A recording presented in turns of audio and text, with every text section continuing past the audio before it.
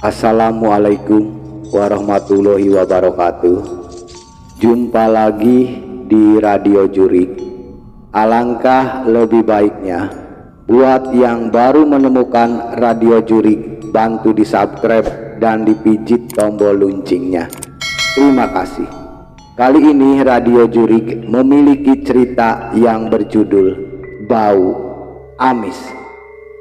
Kita langsung aja ke ceritanya. Selamat mendengarkan.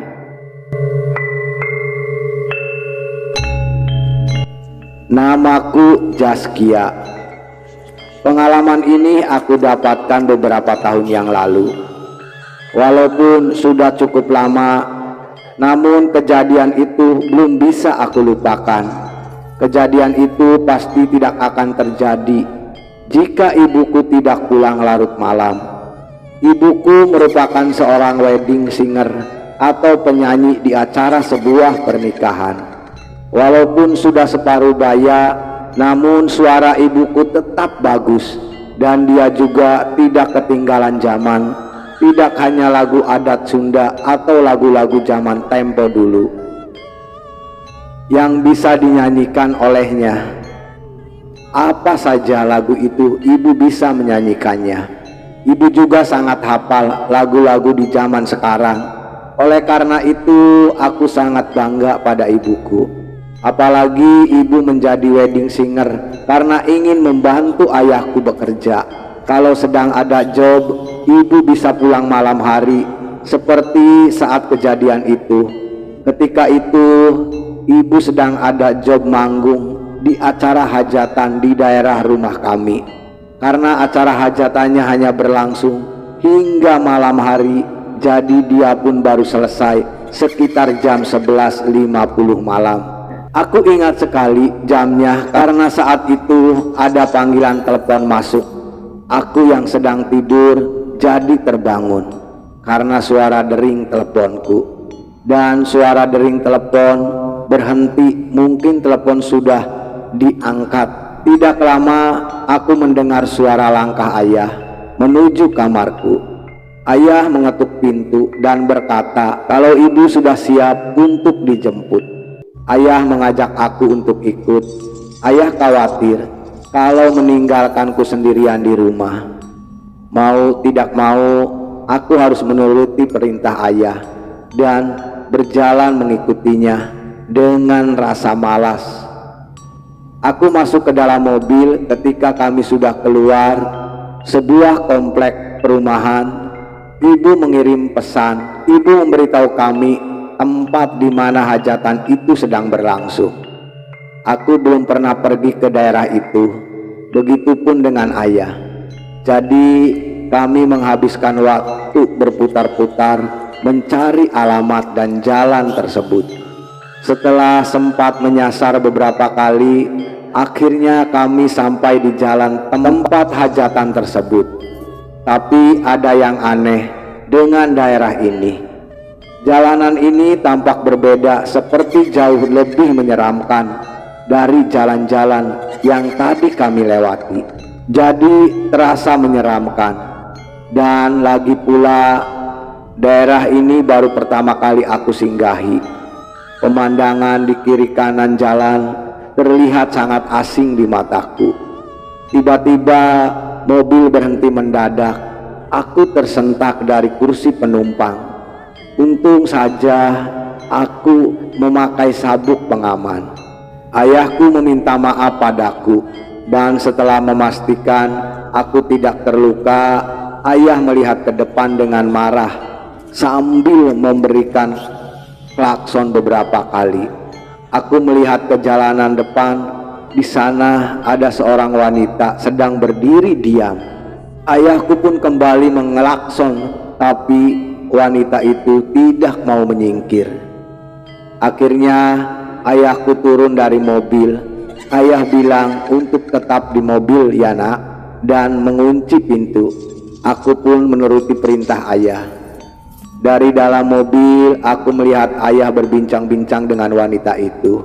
Aku memperhatikannya. Penampilannya, wanita itu memakai jaket dan daster seperti orang hamil.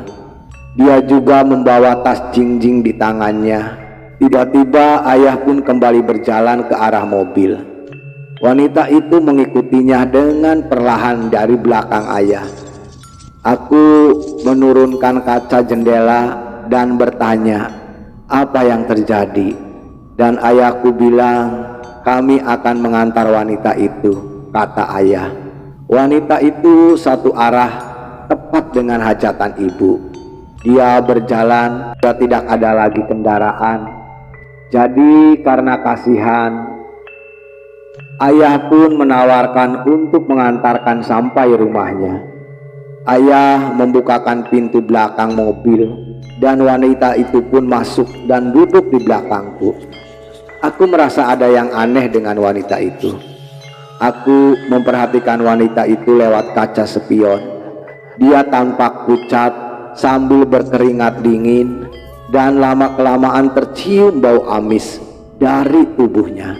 Astaga, bau amis yang tercium makin menyengat dan perutku pun jadi mual. Aku ingin menyampaikan keluhanku, tapi takut dia tersinggung. Jadi aku diam saja sambil memejamkan mata dan mendengarkan musik dari handphoneku. Tapi sekeras apapun usahaku untuk mengalihkan perhatian, tetap saja bau amis wanita itu tidak dapat hilang.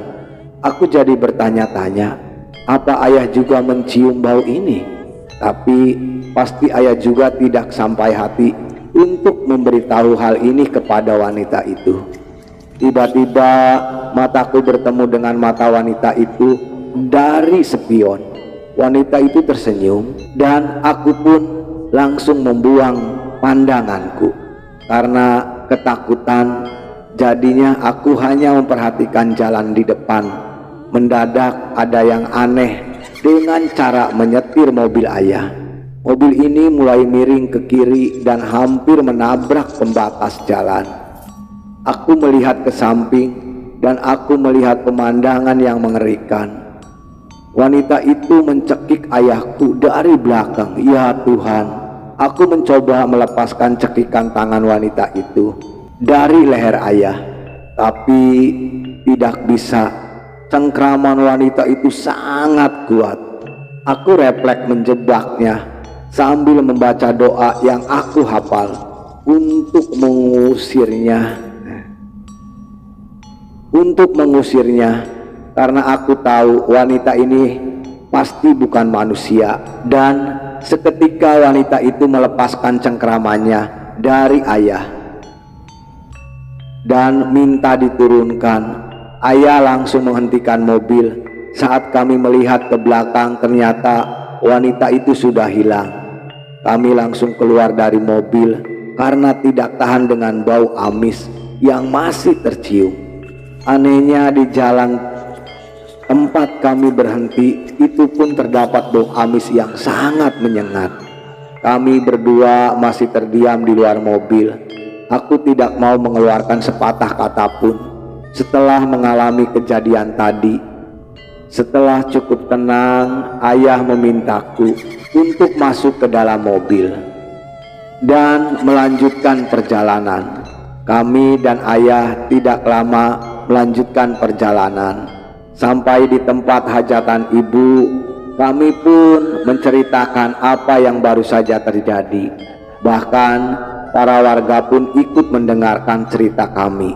Ternyata menurut seorang pengakuan warga, kemarin malam ada seorang wanita yang hamil 8 bulan tewas di jalan itu.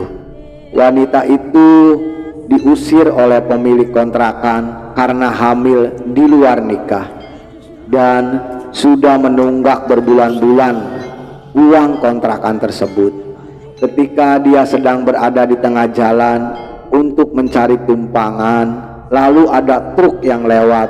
Namun karena supir truk sudah mengantuk, dia malah menabrak wanita itu. Wanita malang itu pun tewas di tempat, dan karena takut ada yang melihat, sang supir itu pun membuang mayatnya ke Sungai Citarum. Dan esok paginya mayat wanita itu ditemukan. Aku melihat wajahnya, Dan memang benar, dia yang kemarin duduk di belakang bangku mobilku. Ternyata wanita itu matinya sangat tragis. Dia meninggal ketika hamil 8 bulan dan wanita itu ditabrak truk sehingga wanita itu meninggal dunia. Dan memang wanita itu sangat jelas, sangat nyata bahwa penumpang mobil ayah ternyata wanita itu adalah wanita yang hamil 8 bulan tertabrak mobil truk. Selesai. Itulah cerita radio Jurik yang memiliki judul Bau Amis. Semoga cerita ini bisa menghibur teman radio Jurik semuanya. Alangkah lebih baiknya buat yang mau meninggalkan radio Jurik, bantu di subscribe dan dipijit tombol loncengnya. Terima kasih. Buat teman radio Jurik semuanya, kami mengucapkan selamat beraktivitas dan tetap semangat. Hantu itu ada.